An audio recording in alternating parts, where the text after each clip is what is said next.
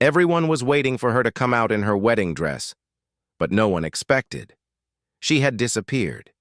A luxurious wedding, hundreds of guests, eyes on the main aisle, and yet no one walked in, and when the truth was revealed, the whole hall fell silent. New York, a picturesque spring afternoon. On Fifth Avenue, a limousine quietly stopped in front of a magnificent five-star hotel where one of the most anticipated events of the year was taking place. The wedding of Daniel Lancaster, the most prominent young CEO on Wall Street, and Emily Tran, the woman who completely changed his heart. The entire wedding hall seemed to have turned into a dream. The walls were covered in white flowers, and each bouquet of tulips and phalaenopsis orchids were perfectly arranged according to the theme of Garden of Stars. The light from hundreds of crystal chandeliers reflected and sparkled, creating a space that was both warm and magical, like something out of a fairy tale. The guests began to enter the hall, all dressed in their finest. The media lined up outside, cameras rolling non-stop. This was more than just a wedding. It was a social event. Celebrities, politicians, top investors were all there. Everyone was eagerly awaiting the moment Emily stepped out in her custom-made gown from a renowned French designer. Emily, the bride, is a special woman. Born into an Asian immigrant family, she grew up in a poor neighborhood in Brooklyn. Her childhood consisted of instant noodle dinners, her mother working late at night, and her dream of college only existed in peeking at scholarship advertisements. But with determination and intelligence, Emily earned herself a scholarship, graduated from Columbia University with honors, and worked tirelessly to get a position in a large company. It was during a project meeting that she and Daniel met. Daniel, the young, handsome, and cold CEO, was born into luxury. He is the only son of the Lancaster family, the heir to a leading real estate corporation in New York. A man like Daniel, who was surrounded by beautiful women, fell for Emily's intelligence, sincerity, and warm heart. Their love at first was a different level relationship that made the media suspicious. But as time went on, people saw more and more changes in Daniel. He was no longer the cold, ambitious man, but became gentle, kind, and more emotional. All thanks to Emily. Now, their wedding was a symbol of love overcoming all barriers. No one doubted it. Emily had it all: fame, love, a future. All eyes were on the door through which she would emerge. Groom Daniel stood at the front of the altar, wearing a perfectly tailored black tuxedo. He looked at his watch. It was time. The prelude began. Delicate piano notes that took the breath away. But then, 1 minute, 2 minutes, 3 minutes, passed. The big door remained closed. Daniel frowned slightly. The MC began to fidget. A low murmur spread through the hall. Daniel's mother, Margaret Lancaster, sat in the front row and turned to whisper to the wedding director. Daniel's eyes began to show worry. He pulled out his phone and texted Emily. No response. A backstage staff member hurried in, leaned over to the dispatcher's ear and whispered, "She wasn't in the waiting room. Emily is gone." Daniel froze in place. Everyone started making noise. Cameras panned to the groom, who was trying to keep his cool. The wedding hall was silent for a few seconds, before whispers, phones buzzed, and a mild panic began to spread. The bride of the day, the one admired by all of New York, suddenly disappeared just before the ceremony. No one knows what happened, and the reason behind that disappearance will leave no one believing. The lights in the hall were still shining. The background music was still playing, but the atmosphere was no longer the same. Worried glances and scrutinizing eyes began to creep between the rows of ornate chairs. A sense of unease began to permeate the place, a feeling that no one wanted to feel on such an important day. Daniel was still standing there, at the altar, clutching the small box containing the wedding ring. His face was frozen, his eyes fixed on the door that never opened. Every second that passed was an erratic beat in his heart. He had waited for this moment for a year. He had prepared everything perfectly. But the person he loved did not appear. Behind the scenes, a quiet chaos was taking place.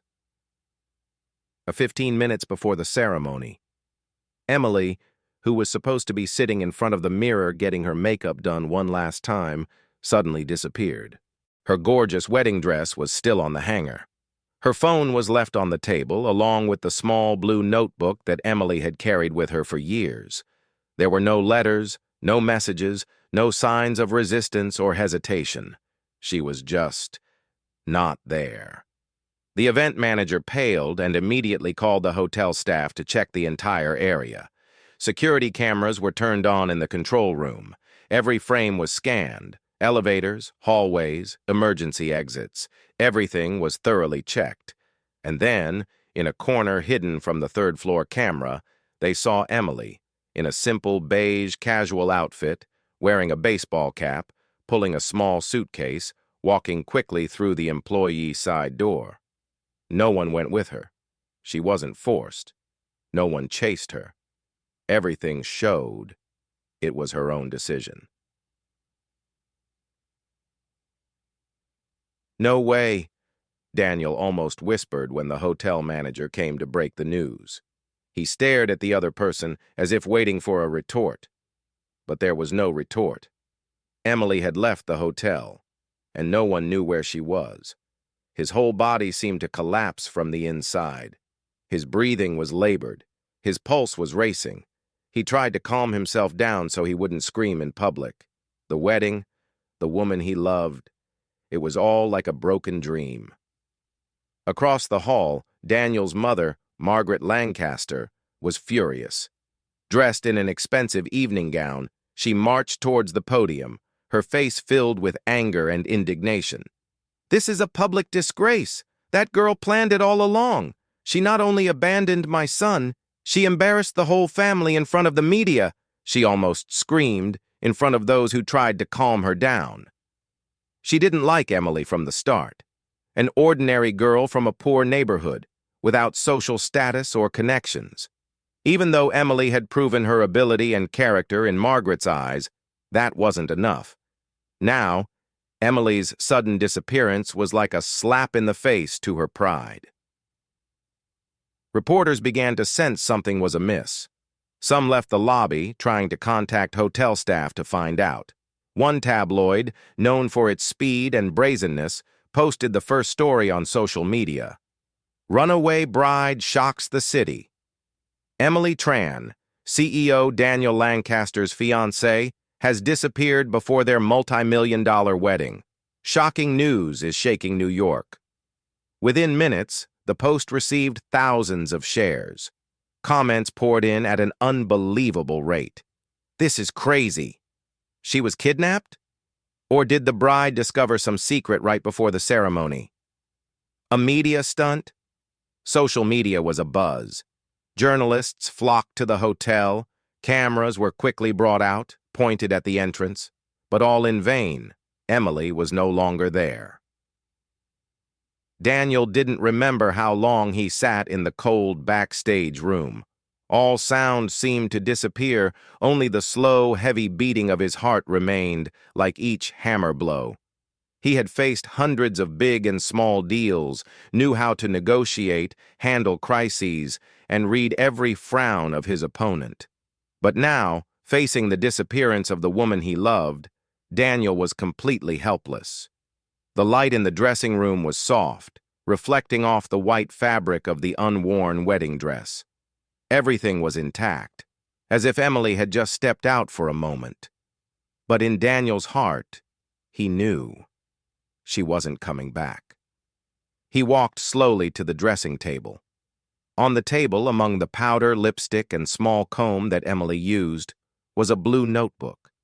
The notebook that she always carried with her, like an inseparable part of her memory. Daniel trembled slightly as he took it. The cover was slightly scratched and old, evidence of many years. He turned to the first page. If anyone finds this notebook, please leave it for Daniel. He deserves to know the truth. Those words were like a light but deep stab. What truth? Could she not say directly?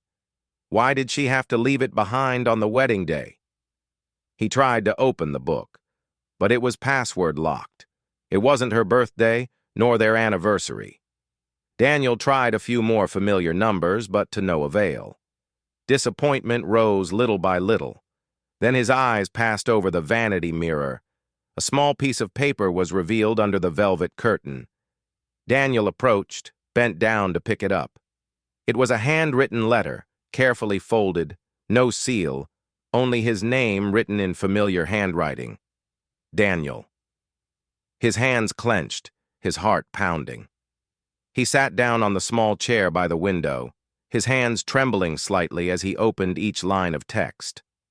Emily wrote in ink, her handwriting soft but shaky, as if each word was a scratch on her heart. Daniel, I don't know where to start. I should have said this a long time ago, but I didn't have the courage. I know you love me. There is nothing wrong with that. Every moment with you is a precious thing that I never dreamed I would have. You make me believe in love, in hope, something I never thought was possible for someone like me. But 3 weeks ago, while visiting my mother in Brooklyn, I discovered something I never knew, or rather, something she had kept from me for years. The day my father went bankrupt, we lost our home, our jobs, and our peaceful lives, not because of the economic crisis as I had thought. Mom kept all the papers, and when I happened to read them, I realized it was Lancaster Corporation, his family's company, that took over and pushed the three of them into a corner. The residential area redevelopment project that year, where my father invested his entire career, was manipulated by the Lancaster side. A decision to buy back assets at a price below their true value, then forcing them to sell them at auction. All were calculated to make a profit. And my father, a man who always believed in fair cooperation, could no longer stand up after that shock. I did some research. I didn't want to believe it. I wanted to believe it was just a coincidence. But then, I found your grandfather's name on the final contract. You did nothing wrong. I know. It's not your fault. But I can't walk into that family as if nothing ever happened. Can't walk down the aisle, exchange eternal vows, while my heart is split into two halves. One half loves you madly, and the other half can't betray my parents. If I had said it sooner, would things have been different? Maybe. But I'm scared. I'm so scared of losing you. Now I have no choice. I'm sorry, Daniel. I choose to walk away, to keep some of the truth. I love you. Forever. Emily. Daniel paused. His throat tightened. He didn't cry, couldn't cry, just felt a vast void opening up inside him. The room was completely silent. The afternoon sunlight slanted through the white curtains, covering the table, the wedding dress that had not yet been put on, and the letter. That was all that was left now. Emily left. But she left behind the truth. A truth that Daniel never expected. Daniel stood motionless in front of the dressing room window, Emily's letter still in his hand. The folds unfolded, but the words engraved on his heart. He read it 3 times, not because he didn't understand, but because he didn't believe.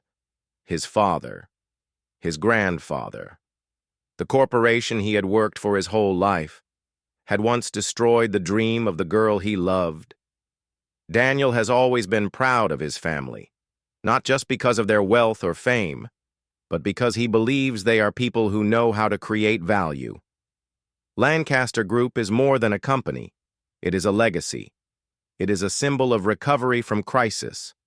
It is a place where his father once said, "We don't just build buildings, Daniel. We build trust." But now, everything is shaky. That night, Daniel did not return to the villa. He drove all night around New York, his mind spinning with interwoven memories. Emily's eyes on their first date, her laughter echoing on the porch, the gentle hold of their hand while walking in the autumn park. He wasn't angry. He didn't blame. All the anger disappeared when he read the line, "I love you, but I can't betray my parents."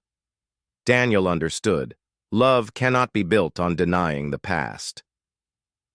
The next morning, while the city was still foggy, Daniel returned to Lancaster Group headquarters. He did not go into the CEO's office.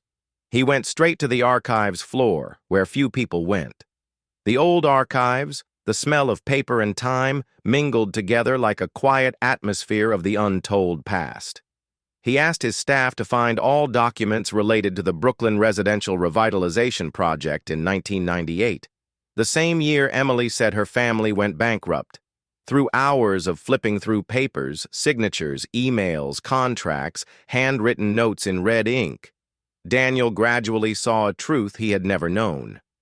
His company, under his grandfather and father, had set up a system of fake subsidiaries that bought up homes from residents at dirt-cheap prices, then quickly sold them back to the city for double the price.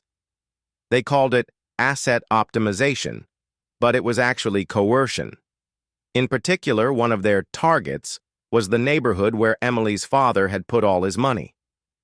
There is an internal report that has been kept secret, which clearly lists how each protester was forced to leave, from sudden power cuts, falsified building safety inspections, to hiring people to disrupt security in the area. Daniel felt nauseous. He had to leave the filing room to breathe. 3 days later, Daniel held a press conference. The media swarmed in, partly because the runaway bride scandal was still hot, and partly because no one understood why CEO Lancaster had made the urgent statement. In a black suit, no makeup, no lapel microphone, Daniel stepped onto the podium. The flash was shining directly on his face, but he didn't blink. He didn't dodge. "I am Daniel Lancaster, and I am not here to defend my name. I came to say that my family was wrong. We have destroyed the lives of hundreds of people because of greed and calculation, and I am the heir to that legacy." The room fell silent. Some gasped, others started live streaming. Daniel took a deep breath. His voice was as steady as when he spoke to shareholders, but this time, it was in charge. "I am officially resigning as CEO of Lancaster Group. I will use my entire stake, more than $400 million, to create a fund to support small businesses and residents affected by rebuilding projects across America. No one can change the past, but I can decide my future." At that moment, no one looked at Daniel as an arrogant CEO. He was no longer the perfect heir. He was a man who lost the person he loved and found his conscience again. Later that day, in the small apartment he had just rented, leaving behind the villa, the luxury car, and the servants, Daniel sat alone in front of the window. One hand held a cup of cold tea, the other hand reopened Emily's letter. He sent that blue diary to the codebreaker, but not to reveal the secret, but because he wanted to understand her, to understand everything she had silently endured while loving him. Daniel was hurt, but not angry.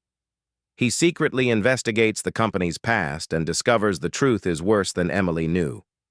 Daniel resigns as CEO, publicly apologizes to those affected. He started doing charity work and opened a fund to support small businesses. The small lakeside town in Wisconsin still had a chill in the late spring.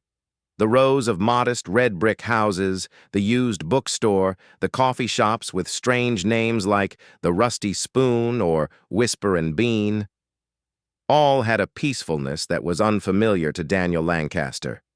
He had lived his whole life in New York, where everything was always bustling, where every step was accompanied by goals and deadlines. But here, people greeted each other with their eyes, with sincere questions like, "How are you today?" Daniel had not chosen this town by chance. He had followed a faint trail, the address of an anonymous donation to a small community fund here. The sender, E.L. Harper. Not Emily Lancaster, not her real name. But for Daniel, that was enough. He rented a second-floor apartment overlooking the lake. No fancy amenities, just a small bed, a few bookshelves, and a small kitchen where he learned to cook for himself for the first time. He learned to do laundry, clean, even, make his own coffee, something that used to require a push of a button and a maid to bring it to him. Daniel didn't come to find Emily. He came to find out who he was, if not the Lancaster heir. Every morning, he goes to the public library, where there is a volunteer group that teaches reading to children and immigrants. One of the teachers there is named Emmy. He first heard the name when 5-year-old Daisy told him, "Miss Emmy is a great storyteller. Yesterday she made cat noises and the whole class laughed." Daniel paused. Emmy. An endearment?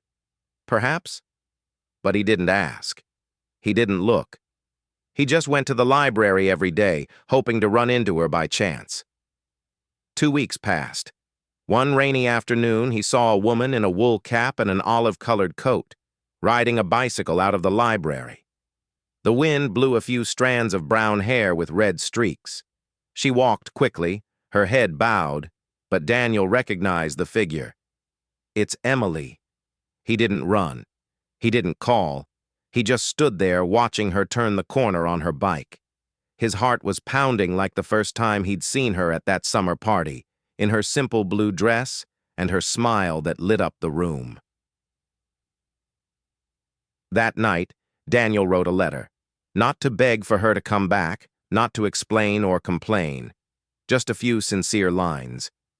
"I didn't understand my own past until you left. Thank you for teaching me how to face the truth, no matter how painful it is. I didn't come to win you back. I came to learn how to be a better person. If one day you want to hear how I've changed, I'm still here, under a name that no longer has corporation or reputation attached to it." He didn't sign it. He just folded the letter and placed it on the library shelf between The Little Prince and To Kill a Mockingbird. Those were the 2 books Emily had said she loved. Daniel didn't know if she read it, but just writing it down made him feel lighter. Months passed. Daniel began to be invited to speak at community conferences. No longer the famous CEO, he was now a storyteller, about change, about recognizing the invisible damage a system can cause, about how one person can start over, if he dares to start. He did not mention Emily's name, but in every story, every word shared, her figure was still present, like a guiding light in a lost night. That June, a major conference was held in Chicago, bringing together charities, small businesses, and young people starting community businesses. Daniel was one of the keynote speakers. The hall was large, the lighting was just right, and the audience was packed from top to bottom. Daniel wore a simple white shirt and did not hold a piece of paper in his hand. He had practiced his speech for 2 days, but when he stepped up to the podium, he did not read it. He just looked at the audience. Then he said, "I thought I had it all, power, money, my future planned out. But I never asked myself, is anyone left behind because of the path I take? Sometimes to find yourself, you have to lose everything and listen to a very small call from your heart." The hall fell silent. Daniel's eyes swept across the front row, where students were taking notes, then the middle row, where a young mother had fallen asleep with her baby in her arms. And then, his eyes stopped at the end of the hall. Amidst the bowed heads, a gaze lifted. It's Emily. She wore a pale gray linen dress, her hair tied back, no makeup, no jewelry. But Daniel found her more beautiful than he had ever seen her. Not because of her appearance, but because of her eyes. Gentle, peaceful, and quiet, like a song without words. Emily didn't stand up. She just looked at him, smiling slightly, as if the world had stopped spinning for just a second. No words were spoken. There was only that look, a word of forgiveness, a remaining belief, and a faint ray of hope. After the conference, the crowd quietly left the auditorium. There were murmurs of conversation, footsteps mixed together. But to Daniel, everything was a blur. He didn't know if she was waiting, didn't know if that smile was an invitation or just a final goodbye. But he walked toward the end of the hall, past the rows of seats, his eyes never leaving where he had seen her sitting. And then, there she was. Emily stood by the large window, where the afternoon sun cast a soft glow around her figure.